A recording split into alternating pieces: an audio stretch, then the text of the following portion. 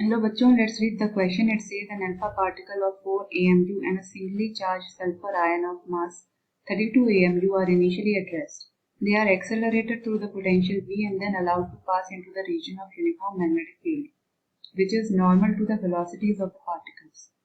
Within this region, the alpha particle and the sulfur ion move in a circular orbits of radius r alpha and rs respectively. The ratio of rf over r alpha is, question में कहा गया है कि alpha particle और singly charged sulphur ions हैं, इनका मास हमें दे रखा है, दोनों पहले तो रेस्ट में, उसके बाद उनको एक्सेलरेट किया गया है इस पोटेंशियल V को अप्लाई करके, यूनिफॉर्म मैग्नेटिक फील्ड के रीजन में उन्हें प्रोजेक्ट किया गया और उनकी वेलोसिटी जो थी वो परपेंडिकुलर थी to the direction of magnetic field.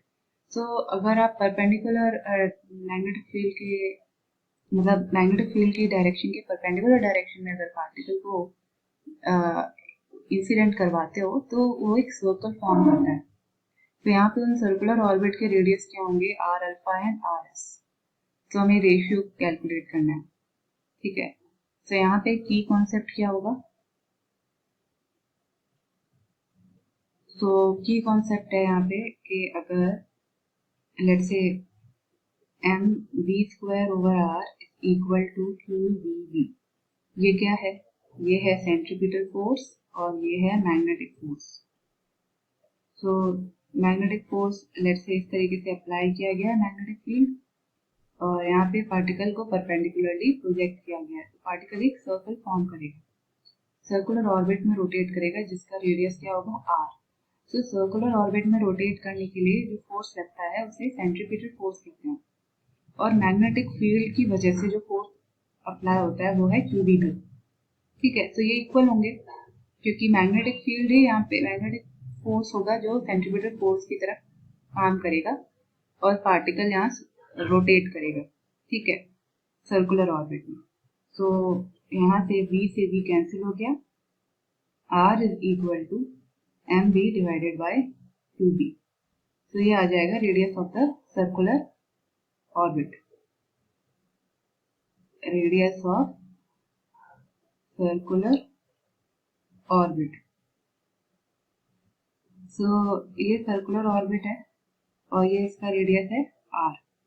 सो हम अब एम जी क्या होता है, मोमेंटम के इक्वल होता है और मोमेंटम को एनर्जी के टर्म्स में हम लिख सकते हैं E square is equal to 2me और P is equal to root 2m, ठीक है। यहाँ पे E क्या है, एनर्जी, और हमें क्या दिया गया है कि पार्टिकल्स को एक्सेलरेट किया गया है इन दिस पोटेंशियल V। तो एनर्जी को हम पोटेंशियल के टर्म्स में लिख सकते हैं चार्ज इनटू पोटेंशियल। तो यहाँ मोमेंटम P क्या हो जाएगा, root 2m q into v। तो जो रेडियस हो जाएगा वो क्या होगा, root 2m q into v divided by q into v, ठीक है। mv बाय qv था ना, तो ये रिजल्ट हो जाएगा, रेडियस हो जाएगा। अब हम पार्टिकल बाय पार्टिकल कैलकुलेट करेंगे। First case alpha particle. तो अल्फा पार्टिकल के केस में चार्ज क्या होता है, ट्वाइस ऑफ इलेक्ट्रॉन चार्ज और मास क्या होता है, 4 times mass of proton. So यहाँ पे सारी वैल्यूज पुट कर लेंगे, r of alpha is equal to root 2 4 times of mp, charge is 2e and potential is v divided by again q is 2e into v, ठीक है। ऐसे ही ये first particle के लिए हो गया। सेकेंड पार्टिकल है सल्फर आयन। सो sulphur ion का चार्ज कितना होता है, 16 इंटू ई और मास कितना होता है, हमें दिया गया है 32 मास ऑफ प्रोटॉन। तो इस केस में आर एस क्या होगा, root 2m, m is 32 mp, q is 16 e और potential v divided by 2e into v, ठीक है। ये है सेकेंड, और यहाँ पे चार्ज हमने 2e लिख दिया, यहाँ 16 ही आएगा, ठीक है। लेट मी करेक्ट इट, यहाँ पे आएगा 16। ठीक है, अब हमें रेशियो पूछा गया है R S by R alpha का, तो क्या हो जाएगा √2 into 32 MP into 16E into V divided by 16E into V 4 divided by √2 into 4 MP into 2E into V divided by 2E into B। अब यहाँ से B और E कैंसिल हो जाएगा डिनोमिनेटर वाला। ये जो है ये डिवीजन का सिंबल है R S upon R alpha का।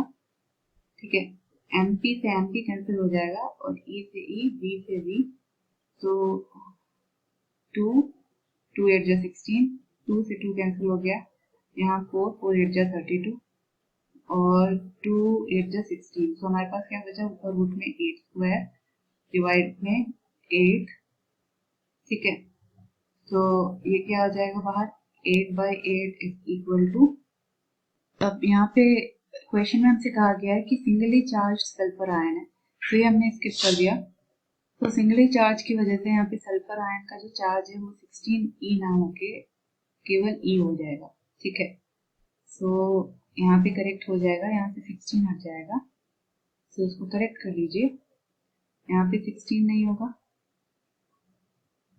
ओके, और यहाँ पे नीचे 16 नहीं होगा, केवल E होगा, तो यहाँ से E कैंसिल हो जाएगा, यहाँ पे जो बचेगा 8 4 जा 32, 2 से 2 कैंसिल हो गया और ये वाला 2 जो है इस 8 को कैंसिल करेगा 4 टाइम्स, तो हमारे पास क्या आंसर आएगा आर एस, इसको करेक्ट कर लीजिए, यहाँ पे हमारे पास क्या आंसर आएगा R S over R alpha is equal to √4 divided by 1/2। यहाँ पे ये वाला 2 कैंसिल नहीं होगा।